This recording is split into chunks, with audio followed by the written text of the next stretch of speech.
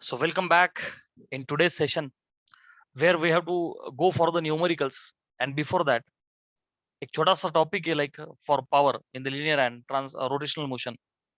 Competitive exam मध्ये सुद्धा this is very important.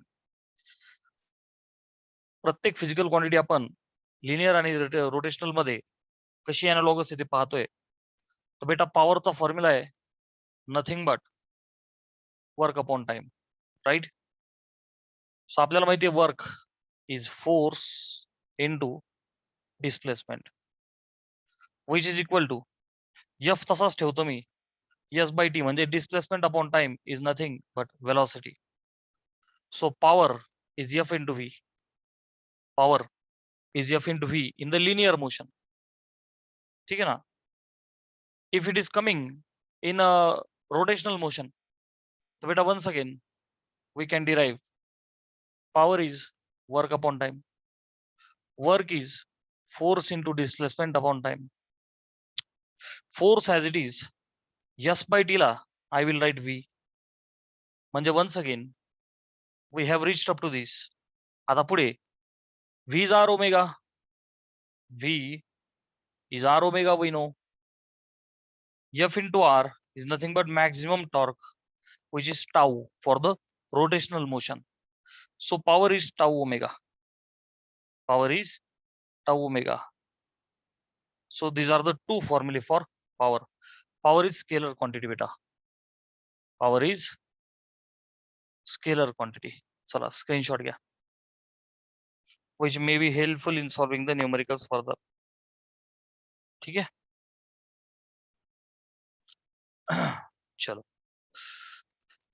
So you may use power as tau omega or power as f into v depending upon situation. Power is the scalar quantity. SI unit is watt, you know.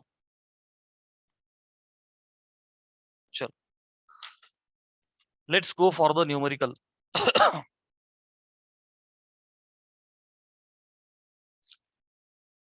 A ceiling fan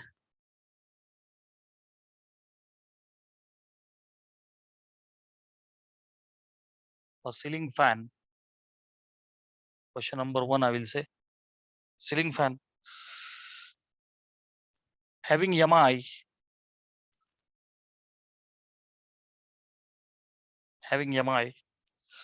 2 kg meter square attains its maximum frequency of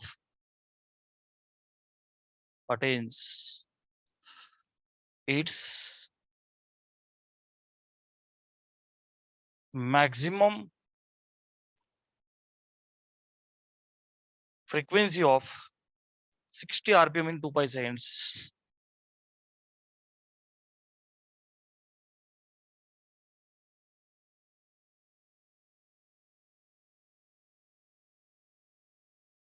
Calculate power. Calculate its power rating. Calculate its power rating. Find its power. This is the numerical. So बेटा एक ceiling fan आहे की त्याचा MI मला दिलाय. मी एकदा given गोष्टी लिहितो. काय दिलाय मला? Moment of inertia of my ceiling fan. So I is equal to 2 kg meter square. 2 kg meter square हा दिला moment of inertia. Attains it's maximum frequency of 60 rpm. मला फ्रिक्वेन्सी दिली बेटा त्याची एफ. किती दिली? 60 rpm म्हणजेच 60 revolutions per minute. I would like to convert them to be in the seconds कारण टाइम हा सेकंड मध्ये असतो किंवा आपण तो घेतो. सो 60 अपॉन 60 RPS केलं. जरा फरक बघ, त्या RPM होत्या, मी RPS केल्या, राईट. रिव्होल्यूशन पर सेकंड. सेकंड साठी मला 60 ने डिवाइड करावं लागेल. ठीक ठीक. Answer will be 1. त्या RPS लाच आपण हर्ट्स लिहितो. कळतंय? RPS किंवा हर्ट्स. सो बेटा पुढे मला म्हणतात इन 2 पाय सेकंड्स. सो त्यांनी एक टाइम दिलाय आपल्याला लाईक 2 पाय सेकंड्स, राईट. पुढे म्हणतायत find its power. power is question mark. So I will go ahead and I will say solution. ठीक है, चलो हाउ टू सॉल्व. विषय पॉवरचा आहे, सिलिंग फॅन आहे, रोटेशनल मोशन आहे, so power is tau omega. Power is tau omega. Just now we have derived it. Okay, notebook मध्ये व्यवस्थित लक्षात ठेवा. पॉवर स्केलर क्वांटिटी आहे. ओके, लिनियर असेल तर एफ पी किंवा रोटेशनल असेल तर टाउ ओमेगा. बघ ना, तिथे फोर्स आहे, इथे टॉर्क आहे. Power is tau omega. ह्याच्यात टाउ तर कुठे माहित नाही, परंतु आपल्याला बेटा टाउ इज आय अल्फा काल डिराईव्ह केला आपण. Torque is I alpha.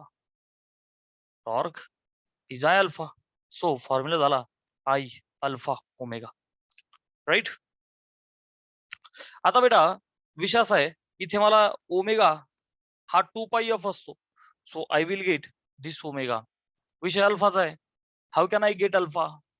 बघ आता, a ceiling fan having mi of this attains its maximum speed, its maximum frequency. Okay, तो त्याची मॅक्सिमम फ्रिक्वेन्सी अटेंड करतोय, म्हणजे तो सुरू रेस्ट पासून झाला. Right. So initial frequency has to be 0. इथनं मला इन्फॉर्मेशन काय भेटली? F initial is 0. ही जी आहे ही एफ फायनल आहे, सो हिला मी सेकंड म्हणतो. इनिशियल आहे, हिला मी 1 म्हणतो. गेटिंग? सो बेटा अल्फा हे अँग्युलर एक्सलरेशन आहे. सो आता मी ऍप्लिकेशन कसं करतो बघ. It is the rate of change of angular velocity. So alpha is omega 2 minus omega 1 upon T आणि इंटू हा ओमेगा. ओके,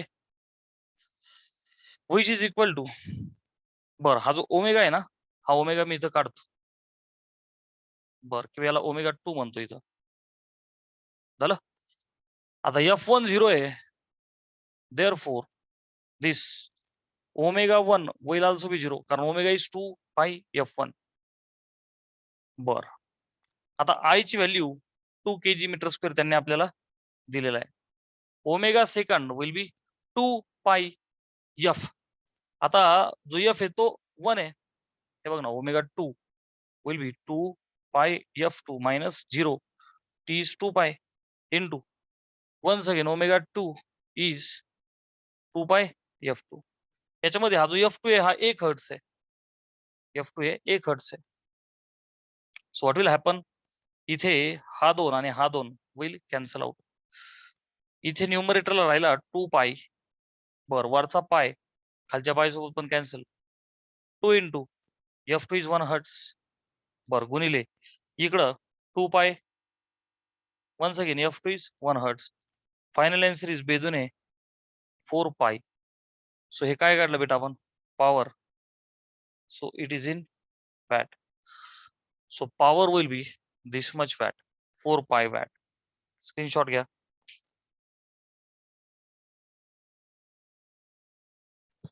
झालं.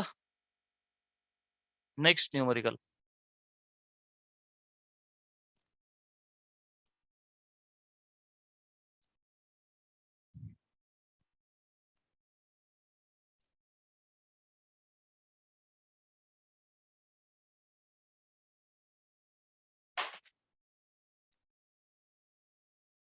Next is a ballet dancer. हे खूप फेमस सम्स आहेत बरं का. A ballet dancer, question number second.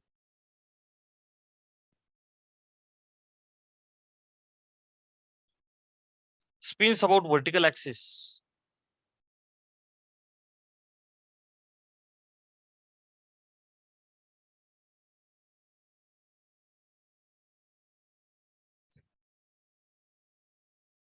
at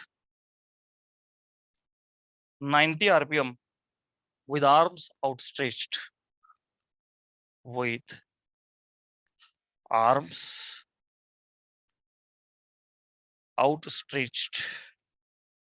Full stop. With arms folded. With arms folded. Mi about same axis. mi about same axis changes to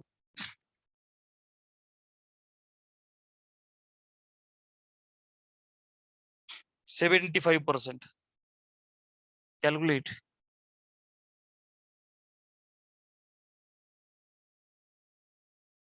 new speed of rotation. Okay, look at the numerical. Ballet dancer है, G spins फिरते about the vertical axis at 90 rpm. So first of all given लिहूया आपण. Okay, एक ballot dancer आहे at 90 rpm with arms outstretched. दोन गोष्टी आहेत. Arms तिने आउटस्ट्रेच्ड केल्या म्हणजे एम आय जादा, बॉडीचं mass distribution from axis of rotation वाढलं, राईट. सो 90 rpm ही मला फ्रिक्वेन्सी दिली आहे त्यांनी. काय दिली बेटा? फ्रिक्वेन्सी. मी त्याला F1 म्हणतो कारण ती अगोदरची आहे. It is 90 rpm with arms outstretched. पुढे म्हणतात with arms folded. Arms fold केले म्हणजे हे असे होते तेव्हा 90. आता असं केल्याच्या नंतर फ्रिक्वेन्सी वाढणार का कमी होणार? बोला. आय ओमेगा इनवर्स प्रोपोर्शनल आहे. हे बघ, आय वाढला, एम आय वाढला, फ्रिक्वेन्सी कमी. आता बघ, हात जवळ घेतले म्हणजे बॉडीचं mass distribution about axis of rotation आलं म्हणजे एम आय कमी झाला. आता स्पीड वाढणार, स्पीड वाढणार. आता 90 पेक्षा जास्त उत्तर येईल आपल्याला. बघ, तेच तर काढायचं आपल्याला. M I about same axis change to this. बेटा जो सेकंड एम आय तो 75% ऑफ फर्स्ट झाला ना. Second M I 75% of I1 झाला, विच इज 75 अपॉन 100 I1 म्हणजेच 25 त्रिक 75, 25 चौक 100, 3/4 I1 झाला. बर, पुढे म्हणतात calculate new speed of rotation. They are asking about F2 is equal to question mark. मी याला F1 ला RPM च ठेवलं. का ठेवलं? You will understand. बेटा वेनेवर देर इज रेशो ना, हे तुम्हाला सुरुवातीच्या लेक्चर्सला सांगितलं होतं, आठवतंय का?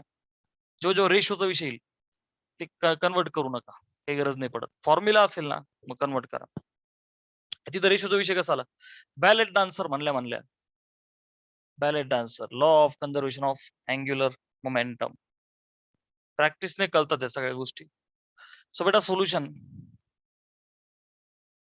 आता law of conservation of angular momentum काय बेटा? I1 omega 1, I2 omega 2. I omega is constant. Come on. L is I omega, L is I omega, L remains constant. जोपर्यंत व्हॅलेट डान्सरला कोणीतरी येऊन तिसरा जण धक्का देत नाही, ओके, तोपर्यंत angular momentum will remain constant when external torque is not acting on the body. Zero. L is I omega, L constant म्हणजेच I ओमेगा कॉन्स्टंट. नेहमी हा डब्बा लक्षात ठेवा. I1 omega 1 is I2 omega 2, I2 omega 2. Angular momentum is conserved. ठीक आहे. बर, आता मला बघ, जो I1 आहे त्याला मी I1च ठेवतो. बर, जो ओमेगा 1 आहे आपल्याला माहिती आहे ओमेगा 1 इज 2 पाय F1, राईट. ओमेगा इज 2 पाय. पहिला चॅप्टर आठवतंय का सगळ्यांना? ओमेगा इज 2 पाय F. हे ओमेगा इज, चल सगळ्यांना ज्यांना आठवत नसेल ना त्यांसाठी मी इथे करून देतो, स्क्रीनशॉट घे. सगळ्यांना आठवतंय का? Omega is equal to theta by T, rate of change of angular displacement. So बेटा थीटा जेव्हा एक राऊंड मारल्यावर होईल 2 पाय, छोटा टी होईल मोठा T. Agree? So omega is 2 pi by T किंवा T is 2 pi by omega. आणि दुसरी गोष्ट, reciprocal of time is frequency. Screenshot घ्या. Okay, so please remember omega 2 pi F कसा आला. बऱ्याच जणांना हा प्रश्न पडतो, सर ते कुठून आलं? आता लक्ष दे. सो ओमेगा 1 इज 2 पाय F1 इज इक्वल टू, जो I2 आहे तो 75% झाला आपण पाहिलं. सो 3/4 I1, 3/4 I1 ओमेगा 2 2 पाय F2. 2 गेला, पाय गेला, 2 गेला, पाय गेला, कॅन्सल आउट. I1 गेला, I1 गेला. न्यू फ्रिक्वेन्सी म्हणजे F2 काढा बोलले होते. F1 त्यांनी दिली होती 90. So I will put over here F1 to be 90 is 3/4 F2. So 3 ने भाग द्या. Okay, will become 30. आणि 4 इथं गुणिले होईल. So F2 will become 30 गुणिले 4 120 RPM. वाढली का नाही वाढली? स्क्रीनशॉट घ्या. का वाढली? MI कमी झाला. मोमेंट ऑफ इनर्शिया आणि स्पीड हे इनव्हर्सली प्रोपोर्शनल आहे. मजा आली? अंडरस्टूड? Numerical number 3. भरपूर न्यूमेरिकल्स सोडवायचे, सोडवले पाहिजेत. एका चॅप्टरचे 25-30 न्यूमेरिकल्स तर मी घेतोय. तर बेटा 70 ते 80 तुम्ही सोडवले पाहिजे. एका चॅप्टरचे 100 न्यूमेरिकल्स तुम्ही सोडवले पाहिजे. मी तुम्हाला सगळा डेटा प्रोव्हाइड केला त्यासाठी. Next, third.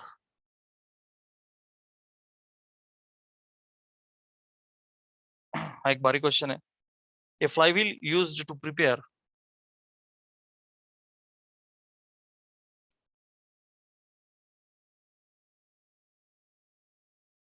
very important question.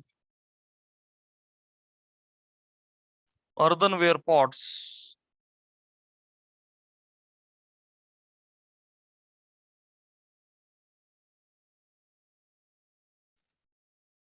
is set into rotation at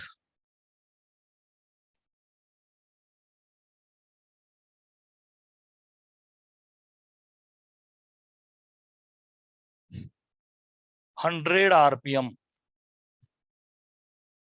It is in the form of disk of mass. It is in the form of disk of mass 10 kg, radius 0.4 meter. A lump of clay. असे question येतात नीटच्या exam मध्ये. A lump of clay of mass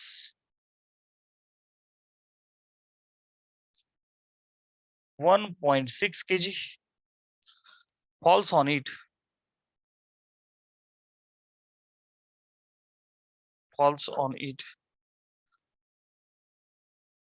at a and adheres to it and adheres to it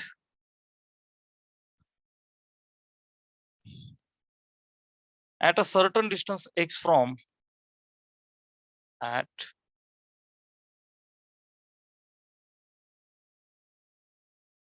a certain distance x from center. Calculate x if wheel now rotates at 80 RPM. Calculate x if now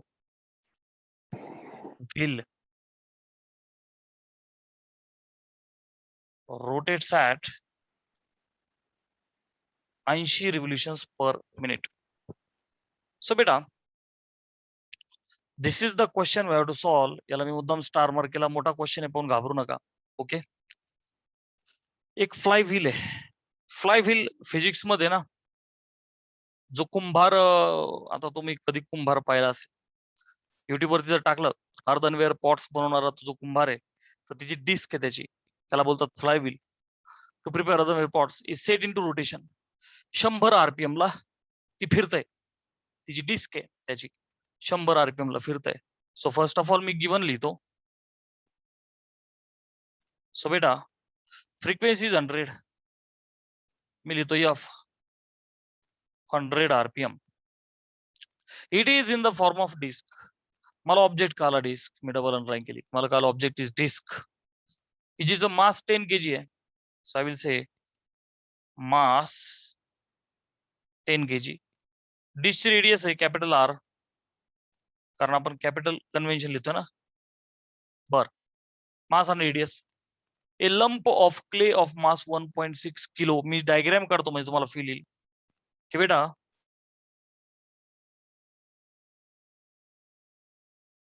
समजा ते fly wheel हे असं आहे. ते fly wheel हे बघ ह्या ऍक्सिसच्या भोवती फिरतंय. समजा हा त्याचा सेंटर ऑफ मास आयसी, आणि एक लंप ऑफ क्ले म्हणजे काय, मातीचा गोळा त्या डिस्कवरती इथं कुठेतरी पडला. At a distance x from the centre असं म्हणतात बघ. At a distance x from the centre. Centre पासन छेक छेक छेक छेक कुठेतरी इथं पडला बघ. त्या पॉइंटला नाव ओ दिलं. त्याच्या अबाउट जो ऍक्सिस आहे राईट, त्याला मी ओ बोललो. Is everyone agree? सेंटर पासून एक्स डिस्टन्सला तो गोळा पडला. बर, calculate X if now wheel rotates at 80 RPM. Wheel is rotating at 80 revolutions per minute. मातीचा गोळा पडल्यामुळे, आता नीट लक्ष द्या इथे, पॅरलल ऍक्सिस थेरम वापरायचा आहे तुम्हाला, बघून तर कळलेलंच असणार आहे. मी डेटामध्ये लिहितो की ते जे लंप ऑफ क्ले होतं ना, त्याच्या मासला मी छोटा एम लिहितो 1.6 kg. नीट लक्ष दे. ओके, कॅपिटल एम हे मास ऑफ द डिस्क आहे, आणि छोटा एम हा कोणाचा मास आहे बेटा, त्या लंप ऑफ क्लेचा. राईट, ही जी डिस्क आहे यम, okay, mass of the disc, आणि हा जो लंप ऑफ क्ले ना त्याचा मास छोटा एम आहे. बरं, आपल्याला हा एक्स काढायचा. अच्छा, नाव ॲट 80 RPM म्हणजे मला याला F1 म्हणावं लागेल. Okay, second frequency is 80 RPM. बेटा एक्स इज क्वेश्चन मार्क. हा गिवन डेटा आहे, ती डायग्राम आहे for field. Now will solve. ठीक आहे ना. बरं, कसं सोडवायचं याला? Looking at the diagram we can understand. IO is IC plus MH square. IO is IC plus MH square. हा आपला फॉर्म्युला जो आपल्याला माहिती आहे. आता इथे नीट लक्ष दे. इथे what are the things that have been provided. बर, आपल्याला IC 1/2 MR स्क्वेअर तर माहिती आहे झालं. त्याच्यानंतर IO दिलेला आहे का? नाही, तो नाही माहिती. M into X square. Just minute हा बेटा, नाही. What we have to do is, आपल्याला हा IO तो माहित नाहीये. मग आता आपल्याला इथे काम करावं लागेल. Angular momentum why it is conserved. इथे दुसरा तिसरा कोणी फोर्स नाहीये. इथे दोन गोष्टी आल्या की ते फ्लायव्हील आधी रोटेट होत होतं, पहिली केस. नंतर तो जो लंप ऑफ क्ले तो त्याच्यावरती पडला, दुसरी केस. And in between this angular momentum has been conserved. Okay, so मी लिहितो अँग्युलर मोमेंटम तुला कळण्यासाठी. Angular momentum before clay dropped must be equal to angular momentum after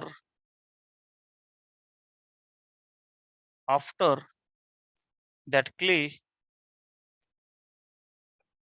was dropped. Angular momentum conservation बाबतीत एक गोष्ट नेहमी लक्षात ठेवा, काय की अँग्युलर मोमेंटम आहे तेव्हा कन्झर्व होणार आहे जेव्हा एक्स्ट्रा कोणताही फोर्स बॉडीवरती ऍक्ट होत नाही. सो ऑलवेज रिमेंबर की या सगळ्या सम्स मध्ये whenever you are not knowing that IO, आता बघ ना, मला IC माहित होता 1/2 MR square. M is the mass of the disk. X is the distance from the axis of rotation. तर मला कळालं की इथे दोन cases have to consider, before आणि after. Before the clay was dropped and after the clay is dropped. So बेटा angular मोमेंटमचं conversion I will write I1 omega 1 is equal to I2 omega 2. चला एकदा स्क्रीनशॉट घ्या म्हणजे मी ते खालचा part पुसतो.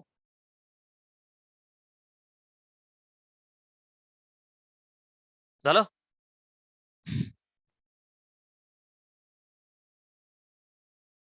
चलो आय विल रब दिस. बेटा लक्ष दे, इथपर्यंत तुम्ही सगळं केलंय. पॅरलल ऍक्सिस थेरम जरूर वापरायचाच आहे. बिफोर दॅट बघा आता I1 omega 1 is I2 omega 2. I1 म्हणजेच initially it was rotating about the centre of mass, बरोबर. So I will write IC into omega 1 is 2 pi f1. I repeat I1 आधी तो कुणाच्या about फिरत होता, IC च्या about. So it is nothing but IC असं लिहिलं मी.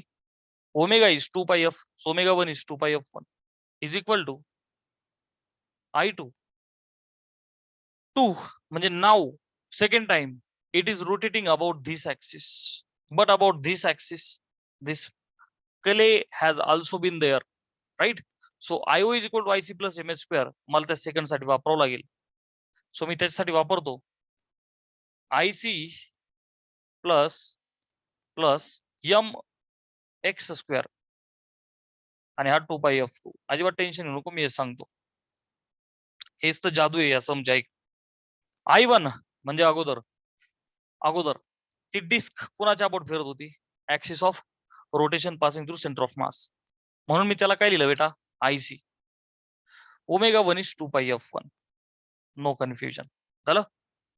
आता IC प्लस MX स्क्वेअर हे का लिहिलं, नीट लक्ष दे. सेकंड टाइम दुसऱ्या वेळेला काय झालं, after the clay was dropped parallel axis theorem आला, right. IC plus MH square आहे, तर तो जो M आहे तो छोटा M म्हणला, कारण की आता फिरतोय क्ले आणि डिस्टन्स इज X. आता क्ले फिरतोय, that was very important, right. That's why छोटा M आला. पुन्हा पुन्हा सांगतो मी, छोटा M का आला सेकंड केस मध्ये, after the clay was dropped, right. So बेटा IC is MR square by 2, कारण डिस्क आहे. झालं. बरं आता इकडनं बघ, हा 2 पाय आणि हा 2 पाय दोन्ही साइड ना कॅन्सल होऊन जाईल तो 2 पाय. चलो IC is MR square by 2. F1 initial frequency was 100 RPM. Okay, so I will say 100 only, which is equal to IC is MR square by 2 plus जो छोटा M आहे, चल त्याला मी दिलाय का मला, येस 1.6 किंवा काम करतो, व्हॅल्यू नंतर टाकू आपण, M X स्क्वेअर आणि F2 आहे 80 आहे. Okay 80 RPM. सिम्प्लिफाय करूया. ओके आता मला सांग, 80 कट होईल, 20 चौक 80, 20 पाचे 100 आणि 20 चौक 80. ऍग्री? ठीक. आता माझ्याकडे मास ऑफ द डिस्क आहे 10 kg. सगळ्या व्हॅल्यू टाकू आपण आता. So mass of the disc is 10. Radius of the disc 0.4 आहे. सो बेटा 0.4 इंटू 0.4, हे बघ M टाकला, R चा स्क्वेअर 0.4 इंटू 0.4, हे बघ गुणिले वरती 5 आहे अपॉन 2, हे झालं डावी साईड, इज इक्वल टू उजव्या साईडला ब्रॅकेटमध्ये कॅपिटल M 10 kg आहे, R चा square 0.4 into 0.4 upon 2 plus small m is the mass of the clay which is 1.6 kg. 1.6 x तर आपल्याला माहित नाही, तो काढायचा आहे, आणि हा बाहेर 4 आहे. ओके, हा जो 4 इथं गुणिले लिहिण्यापेक्षा काय करू, या इथं करू आपण, वरती आहे ना तो, इकडे खाली येईल या साईडला. ओके, चलो आता पुढे बघ. आता ही डायग्राम मी पुसतो, ठीक आहे ना. Diagram you are already having. ठीक आहे, आता बघ सॉल्व्ह करायचं, एक्स काढायचं आपल्याला. व्हॉट विल हॅपन, इथनं 4 न भाग दिला तर इट विल बी 0.1, ठीक आहे ना. बर, खालच्या 2 ने भाग दिला, दिस विल बिकम 0.2. उडाली. आता बघ बेटा, इथे 0.2 इंटू 0.1, बे एक बे, किंवा इथे बघ 0.1 इंटू 5, सो बे पंचे 10 आणि हा 10, एक स्टेप अजून वाढवतो. 10 इंटू 0.2 ला मी सिम्पली 2 लिहितो बेटा. हे बघ, अजिबात टेन्शन घेऊ नको, याला 2 लिहिला, गुणिले 0.5 करतो. हे बघ, एकदम step by step, is equal to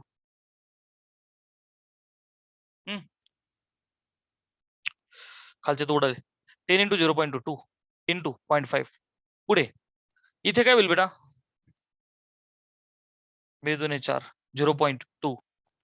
आता बघ 10 into 0.4 will become only 4 into 0.2 will become 4 2 8, 0.8 plus 1.6 x square. I repeat, 10 गुणिले 0.4 4, 4 गुणिले 0.2 0.8 plus 1.6 x square. आता बघ 0.5 बे पंचे 10, answer will be 1 is equal to 0.8 plus 1.6 x square. So बेटा 1.6 x square is equal to, हा इथंच राहील, इथे 1 आहे, हा 0.8 पलीकडं वजा केला, which is equal to, एकातून गेला 0.8, answer will be 0.2. So बेटा x square will be 0.2 upon 1.6, म्हणजेच 1/8. 1/8. So बेटा x will be 1 upon square root of 8. आता याला लॉग अप्लाय करावाच लागेल आणि अप्रॉक्सिमेटली 0.35 च्या आसपास उत्तर येईल. आता हे मीटर मध्ये घ्यावं लागेल मला, कारण की त्यांनी मीटर मध्ये दिले रेडियस. Yes, X will be in metres. Screenshot घेऊन फटाफट ओके टाइप करा if you have understood this sum. I am waiting for your reply. How we have applied angular momentum conservation. Is everyone understood?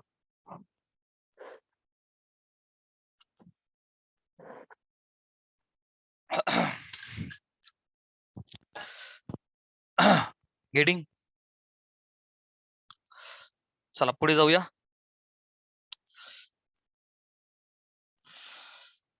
One another interesting question we will take. ठीक आहे, and then we will stop. बाकी तुम्हाला homework देईल मी आज, तो तुम्हाला करायचा आहे.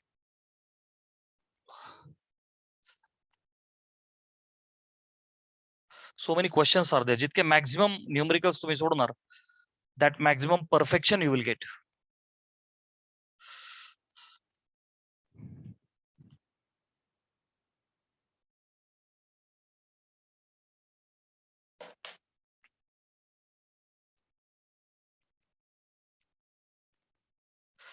What will be duration of the day? भारी क्वेश्चन आहे हा. What will be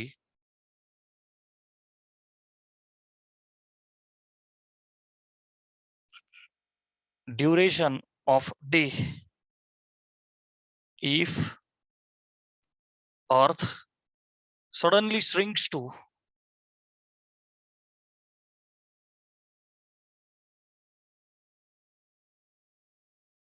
1/64 of its original volume?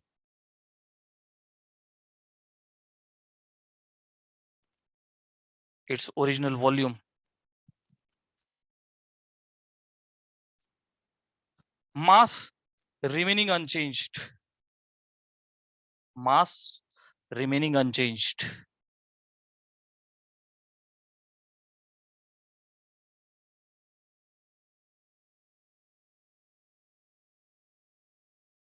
Is a question.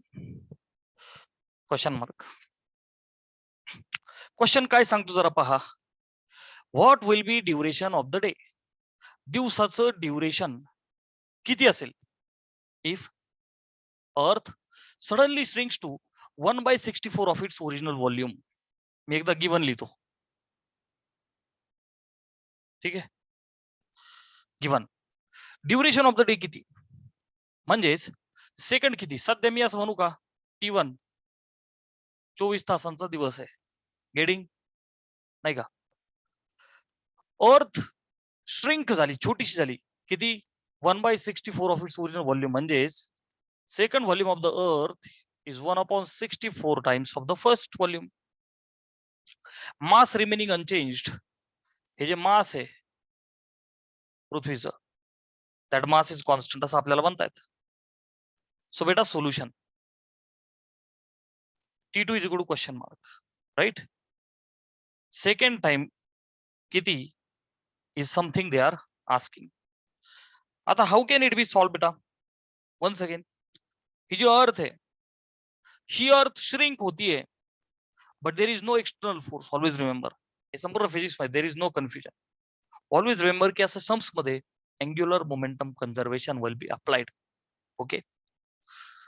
So law of conservation of angular momentum says angular will remain constant. Angular momentum will remain constant if there is no external force, external torque acting. So I1 omega 1 is I2 omega 2. आता अर्थ being sphere नीट लक्ष दे. अर्थ हा object आहे. अर्थ being sphere. Earth being sphere, I have to consider moment of inertia of sphere. Are you getting? But Earth is not hollow sphere; it is solid sphere. So hollow असता तर 2/3 mr square आला असता. Solid आहे, that's why 2/5 mr square. Are you getting?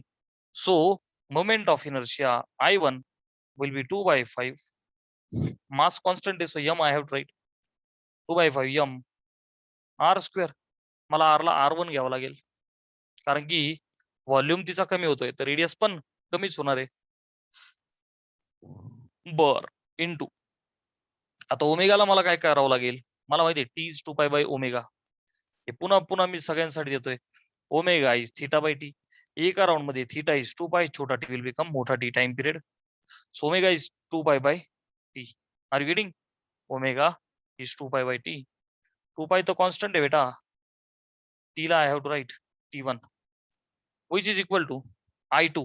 Second moment of inertia काय होईल. Second मध्ये अर्थ फक्त छोटी होईल पण स्पिअरच राहील. सो 2/5 मास तेवढंच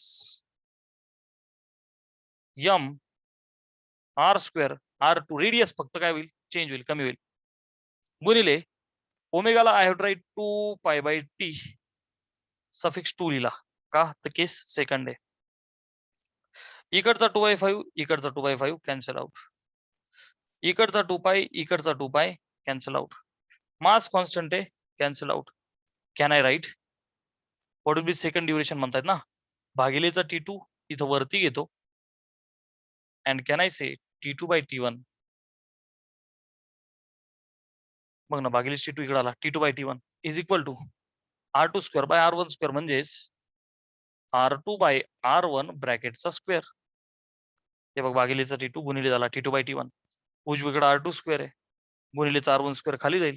so I can say R2/R1 ब्रॅकेटचा स्क्वेअर. ऍग्री. आता मला फक्त R2/R1 चा रेशो पाहिजे. दिलंय काय मला V2 is 1/64 V1.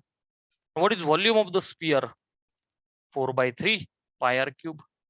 So beta 4/3 pi r cube 2a suffix 2 is 1/64. Okay. Into 4/3 pi r cube suffix 1. Okay.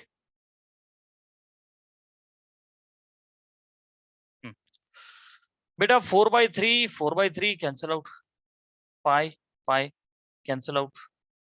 R2/R1 बर का R2 चा क्यूब अपॉन R1 चा cube. I will write R2 upon R1 ब्रॅकेटचा cube is 1/64. I repeat, अरे इथं R2 चा cube आहे, पलीकडे R1 चा क्यूब आहे, तो इथं खाली येईल ना. R2 by R1 ब्रॅकेटचा cube is 1/64. So finally I will get R2 upon R1 is, दोन्ही साईडचं क्यूब रूट घ्या ना, या साईडचं क्यूब रूट घेतलं. आता हा 64 कुणाचा क्यूब आहे, 4चा. सो 64 क्यूब रूट आलं 4 डिनॉमिनेटरला. सो R2 by R1 आला 1/4. मला कोण पाहिजे, R2 by R1. Yes sir. Therefore I will say T2 upon T1 will be R2 by R1 is 1/4 ब्रॅकेटचा square म्हणजेच 1/4 चोक 16. So duration of the day किती असेल, आज 24 तास आहे राईट. सो तेव्हा काय होईल, T2 will be 1/16 times T1 म्हणजेच 1/16 टाइम्स 24 तास, काय जे असेल ते एवढं होईल. एक्झाम मध्ये ऍक्च्युली हे सम इथपर्यंत केलं तरी चालतं. सो 24/16 कॅल्क्युलेटर वापरा, कॅल्क्युलेटरच बोललो मी, ऍक्च्युली लॉग वापरा. कळतंय ना. T1 24 टाका, 24/16 करूनच देतो मी, थांब सिम्प्लिफाय करून देतो. 1/16 इंटू 24, 8 त्रिक 24 आणि 8 दुने 16. सो बेटा it will be 1.5 hours. Okay. 64 times पृथ्वी जर का छोटी झाली तिचा व्हॉल्यूम, तर दिवस फक्त 1.5 तासच होईल. फिजिक्स मॅथचं लेक्चर संपलं, एक दिवस संपला. स्क्रीनशॉट घ्या. आता होमवर्क करणार सगळे, मॅथ्स विल स्टार्ट. बोला होमवर्क करणार आता सगळे, मी फिजिक्सचा होमवर्क देईल तुम्हाला सगळ्यांना. सगळ्यांना होमवर्क जमल का नाही. हे रेकॉर्डेड लेक्चर पुन्हा एकदा पहा, आपण हे सम्स कसे सोडवलेत. ओके.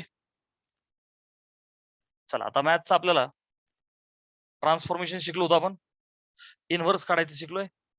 आजच्या लेक्चरला पुन्हा एकदा आपण त्याची प्रॅक्टिस करू. ठीक आहे. I will stop this recording.